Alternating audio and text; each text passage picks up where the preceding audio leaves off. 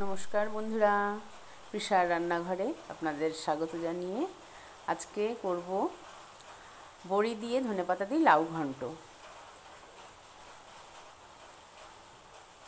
অল্প তেলে খুবই সুস্বাদু এবং ইজি একটা রেসিপি। লাউগুলোকে কুচিয়ে নিয়েছি, এবার আমি বড়িগুলোকে আগে ভেজে নেব। কড়াই বসিয়ে দিয়েছি, তেল দিয়ে তেলটাকে গরম করে নেব। 1 চামচ মতন তেল দিলাম।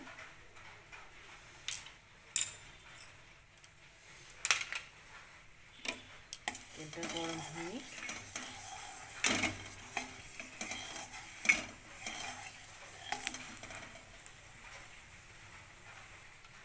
তেল গরম হয়ে গেছে, এবার বড়িগুলোকে ভেজে নেব।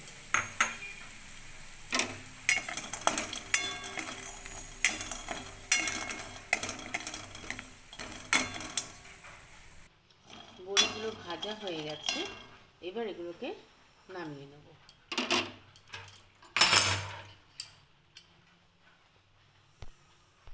বড়িগুলো নামিয়ে আবার 1 চামচ মতন তেল দিয়ে দিয়েছি।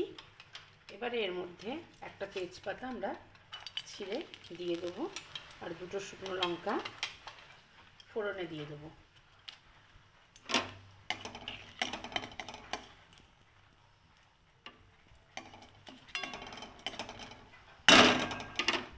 এবার এর মধ্যে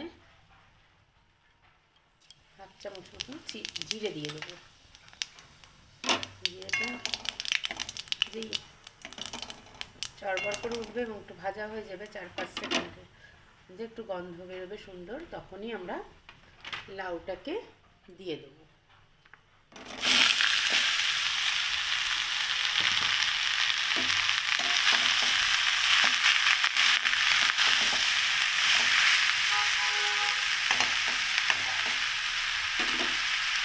এবার এর মধ্যে 4টে কাঁচা লঙ্কা চিড়ে দিয়ে দেবো। সামান্য হলুদ দেবো, লাউয়ে বেশি হলুদ ভালো লাগে না, সামান্য হলুদ দেবো। আর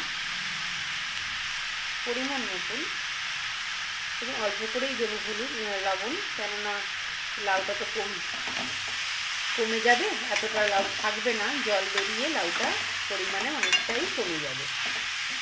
এবার এইভাবে এটাকে মিশিয়ে দিয়ে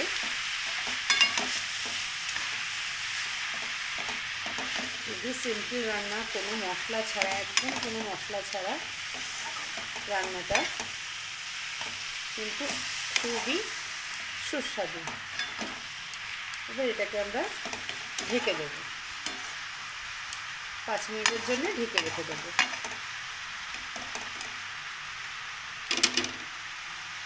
এটাকে আমি মিডিয়াম আঁচে রেখে 5 মিনিট ঢেকে রাখবো।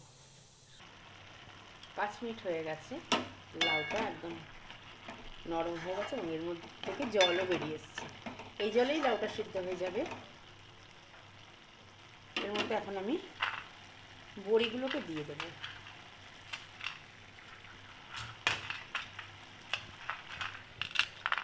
বড়িগুলোকে একটু ভেঙে নিচ্ছি, কিছু কিছু গোটা থাকলেও কিছু ভেঙে দিলাম।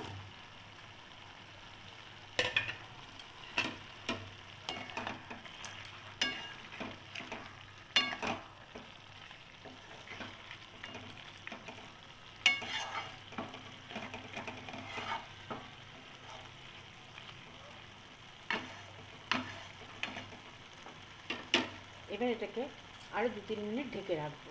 ততক্ষণে আমি এটার মধ্যে চালের গুঁড়ো ভিজিয়ে রেখেছি, আর একটু আদা বেটে নেব। আরও 2-3 মিনিট হয়ে গেছে, ঢাকনাটা সরিয়ে দিলাম। একদম লাউটা পুরো সিদ্ধ ভালো সুন্দরভাবে হয়ে গেছে। এর মধ্যে এখন আমরা এই যে চাল গুঁড়োটা ভিজিয়ে রেখেছি, আর এই যে আদা ঘষে রেখেছি, 1 কোয়ারের থেকে একটু কম মতন আদা এর মধ্যে চালের গুঁড়োর মধ্যে দিয়ে আমরা মিশিয়ে নেব। আতপ চাল বা গোবিন্দভোগ চাল ভিজিয়ে রেখেও সেটাকে একসাথে আদা দিয়ে বেটে নেওয়া যায়। আমার কাছে চালের গুঁড়ো ছিল বলে আমি দিয়ে দিয়েছি। এবার এটাকে আমরা এর মধ্যে দিয়ে দেবো, দিয়ে মিক্স করে দেবো। এই চালের গুঁড়ো ছাড়া লাউ ঘন্ট অসম্পূর্ণ।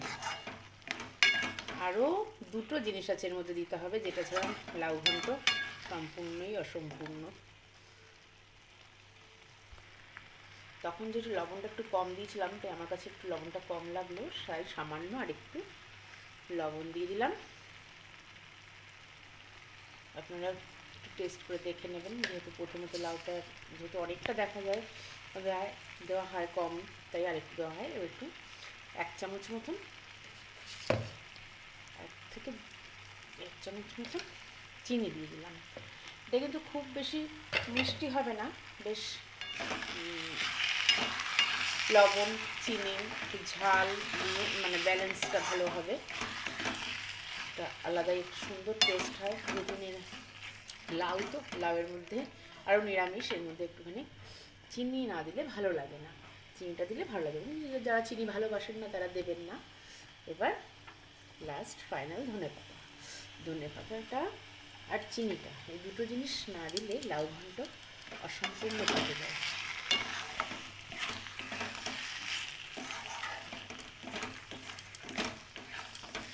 সেমভাবেই চিংড়ি মাছ দিয়ে মাছের মাথা দিয়ে লাউ ঘন্ট করা যায়, সেটাও খুব ভালো লাগে খেতে। আপনারা করে দেখবেন। একদম আমার লাউ ঘন্ট নাকি হয়ে গেছে কমপ্লিট। এইভাবে একবার করে, আমি তো আপনাদেরকে খাওয়াতে পারছি না, আপনারা একটু এইভাবে করে খেয়ে দেখবেন, ভালো লাগবে। একদম অল্প তেলে সিম্পল এবং টেস্টি একটা রান্না। আমি এটাকে এখন নামিয়ে ফেলবো, নামিয়ে আপনাদেরকে দেখাচ্ছি। আমাদের লাউ ঘন্ট বড়ি দিয়ে নিরামিষ একদম রেডি টু সার্ভ। যে আপনারা এই রেসিপিটা একবার রান্না করে দেখেন, যদি ভালো লাগে তাহলে আমাকে একটা লাইক সাবস্ক্রাইব করে দেবেন এবং আমাকে অনেক ভালোবাসা দেবেন। আপনারাও সবাই ভালো থাকবেন। টাটা।